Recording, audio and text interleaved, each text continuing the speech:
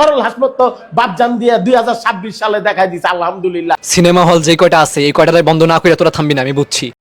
আমি সরল মানুষ, সরল ভাবে একটা সিনেমা আমরা তৈরি করছি, ছবিটার নাম বাপজান। সরলভাবে সিনেমা তৈরি করছেন মানে ফাজলামির আলাপ করেন নাকি?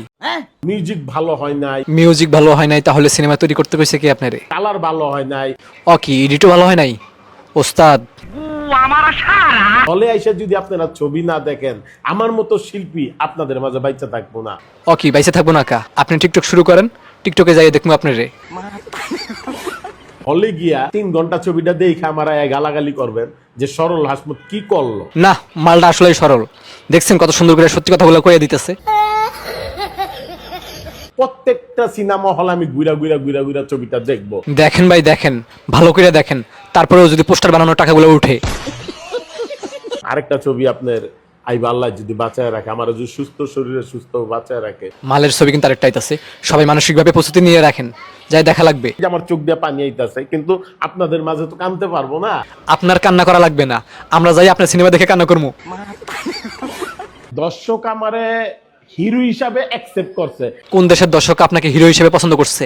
না এই দেশের দর্শক নাকি? কিছু লোকেরা যদি আমারে হিরো হিসাবে অ্যাকসেপ্ট না করে, এটা তো কোনো কিছু করার নাই। আর ওই কিছু লোকে যদি 99% হয়ে যায় তাহলে তো সমস্যা ভাইয়া।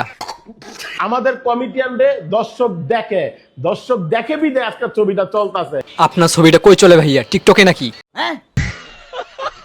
যারা এই ছবিতে যারা অভিনয় করছেন প্রত্যেকে আপনাকে অনুসরণ কইরা এই সিনেমাতে অভিনয় করছে। আমাদের বাংলাদেশ চলচ্চিত্র শিল্পী সমিতির সম্মানিত সদস্য।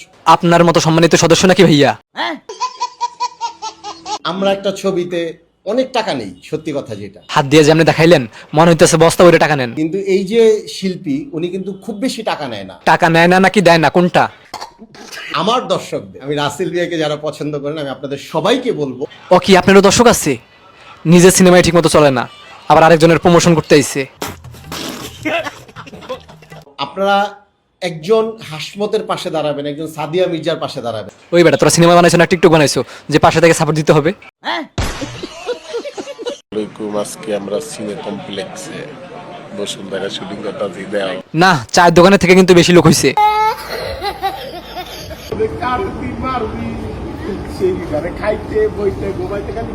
কি সিনেমার শুটিং কে লিক করছে রে?